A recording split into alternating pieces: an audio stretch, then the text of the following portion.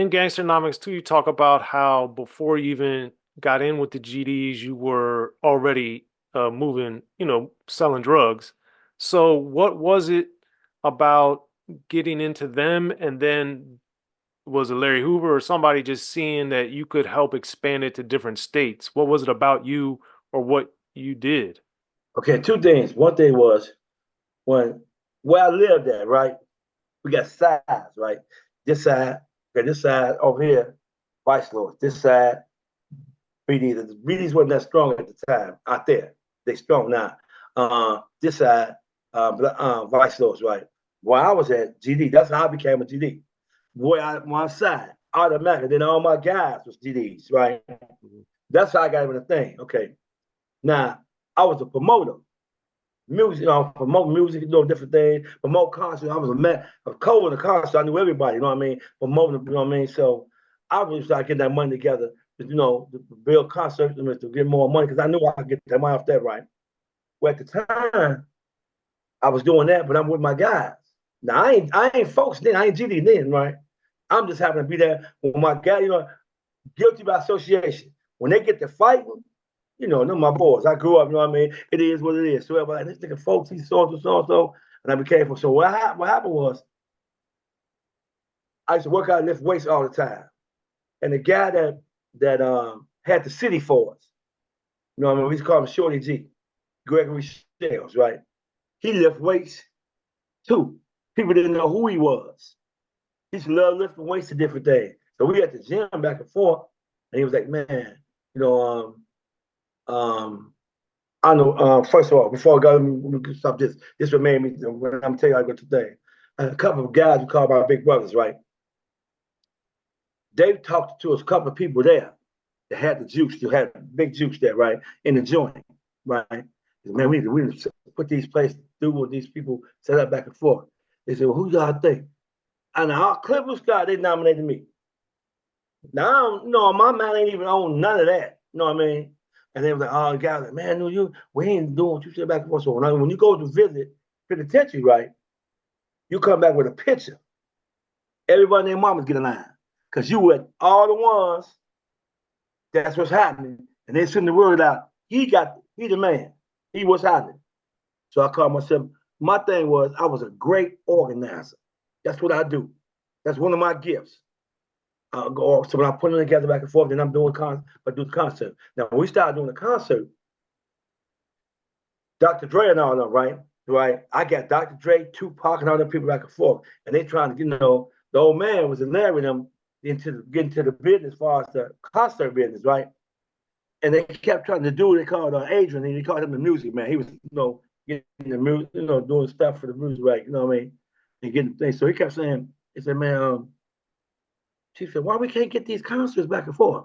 And Dewey said, because one of yours, then I made, when I talk about, let me go back to Greg Michelle, he had made me a regent. He had blessed the spot for me to be a regent. So I'm a regent at the time, right? That's a nice spot. I want to court, I would expect to be a regent. Always right here, like that, like that. So he made me a regent. Okay. So I'm doing my thing. So they said, man, we trying to get this. So he was like, well, what's wrong? Why we can't get the one tonight, man? He said, because one of yours, Chief, got it. He said, what you mean one of mine? He didn't know, right? Because at the time, everybody don't see the old man. Don't talk to the old man. He like to say, what you mean? He said, who? He said, that's one of mine. He said, that's one of yours. He a reason at the time. I had to go see him. He said, hey, man. I said, hey, Chief. He said, hey, boy. He said, you just entrepreneur doing your thing, huh? Yeah, Chief, I'm doing. I said, I do something wrong. He said, you ain't do nothing wrong. You doing everything right. So this is what I want you to do. We're gonna give you some more. We're gonna do some things. I want you to take over the thing and start getting, getting the getting the concerts and stuff going on. And that's what I did. That's how when I did what I did, right, when I brought Rap Lot and all them there, I didn't even know Jay Prince. I know everybody, but none of his people, all his people, none of him, when I brought them to the thing, right? Because all the concerts people we did, you know what I mean? All the concerts went through me at the time. You know what I mean? So I got the concerts going on, right, going back and forth. And then I'm in a different states, right, doing different things. So Chill, I say, he said, you organize, I need you to organize for me. Cool. I organize, right? Every state that you see the GDs, I put them there. Hmm. People are like, man, what's that? I'm telling the truth. I put them there because I was a great organizer.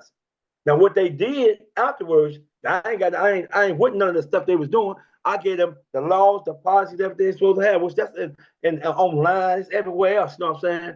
And that's how it started out. That's how I get like that. That's how I got the thing and everything else with the thing with that. You know what I mean? So, you Well, know, with the other states, that's something I've always been very intrigued about because obviously the Bloods and Crips spread throughout the country. But why do you think the gangs not in Chicago were not able to get into Chicago like you guys were able to go to Tennessee or to Mississippi or Alabama or Ohio or wherever? Why can't they come into Chicago? because that's a little different. We organize. We have sat down, and it's real talk. Because it's out there, man, it's over like 30 some years. We had sat down with the Crips and Bloods, some of the ones, right? Some of them, remember, they came to Chicago, sit down with us. Because we had laws and policies. Everybody didn't have laws and policies. They don't got that what we have. You know what I'm saying? And so that made us tight and strong, you know what I mean? And focused because we had laws and policies. And we sat there and told the Crips and Bloods what to do. And then some of them did. And then on top of that, we did the gang summit. That brought all us together. You know what I'm saying? Now we had each other back. For real. The Crips, the Bloods, GDs, all different things. You know what I mean? It depends on, say, if you went to jail down in, when the Crips went to Chicago, some of them went to jail in Illinois, right? They got underneath us. The Bloods and them got underneath the Blackstones and different people. You know what I'm saying? Because one reason they got them because T. Rogers, that's where he come from, Chicago. You know that, right? Yeah, yeah, I Come was from friends with Chicago. T. Rogers. I All know him. right, right. That's my man. And you know, he tell that all the time. Jeff Ford was his chief. You know what I'm saying? So back and forth. So that's how it was. But to answer the question, everybody in Chicago had laws and policies. Whatever they laws and policies. So a lot of people come there, you just can't come. It's just that you get jumped in. We ain't do none of that. This is about choice. You don't want to be in, you don't have to be in. You know what I'm saying? We ain't do all that. We bust your, we ain't do none of that. No, none of that. None of that. You know what I'm saying? And when people, and when they come there, you just can't come in like, hey man, you know. And a lot of people didn't want to come to Chicago. You know what I mean? You know, a lot of them guys they didn't want to come to Chicago. Still right now today. I don't know Yeah. no Crips and Bloods here. You know what I'm saying? But they cool though. I just don't know none of them. You know what I'm saying? And then on top of that, me not knowing them, I mean, they just this city still got said they want to say Al Capone spirit.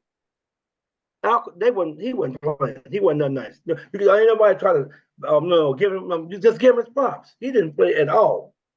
You know what I'm saying? So a lot of people didn't want to come in. We got that reputation. You know what I mean? They don't want to come in.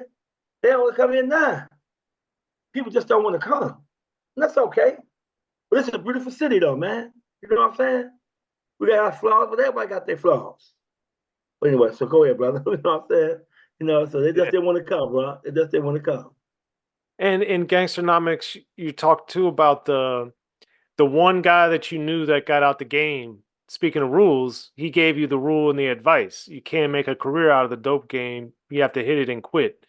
So when he said that to you, did you think you were going to do the same thing, or were you just like, yeah, whatever, I don't care? I was Like, almost there. I was almost there. I had it. That when you get that last one, I'm gonna do this last one. That's when they came from me. I'll be honest with you. I had it. I had it. Like I'm done, man. After this, right? Some kept saying, "Don't do it." You know, as a spirit, you're gonna do it. I had it. I was out the game and I never got caught. Although I didn't know that they were still, looking for me. I mean, building the case on them at the time, right? And then when they came, they couldn't even catch me. I'm at the gym working out, doing back and forth. So I'm smart. But I wasn't that smart because I wasn't been doing every overtime. He said, man, you dumb. I said, why, man? He said, you should. We said, first of all, what did you selling drugs for anyway? He said, I said, Chief, I'm doing it on Mega 4. I said, he said, you get caught. He said, everybody get caught. He said, exactly. It ain't for nobody. He said, it ain't for nobody. He said that. He used to always tell me, that's hurting your people, man. Man, that's why I put in my DVD back and forth. the talk to me and the old man used to have. That's what people can't tell me. When I would go on talk shows, they were like, well, so and so. I'm not saying none of that, not because I'm scared. I'm saying it because that wasn't me and him, our conversation. He was straight telling me, don't do this. Don't do this. He had got to the point one time he told me, now let me tell you this is. Get back in the door again and see what happens. Because when she's talking just one time, he said one thing and one time, I'm like, okay, let me go back and start doing what I gotta do. But the to make a long story short and short story interesting, that right there turned me around. A lot of different things turned me around because in the dope game, man, you gotta do this. Even the stick up man, the police, man, they tell police, stick up man, all that. You don't know who it is. Somebody cross you, your girl cross you. There's always somebody in the game, especially when you're doing your thing. You thinking everybody with you back and forth. It wasn't with me, man. I did my thing. I did have some of the guys I grew up with, my best friend, told on me. I would never thought that.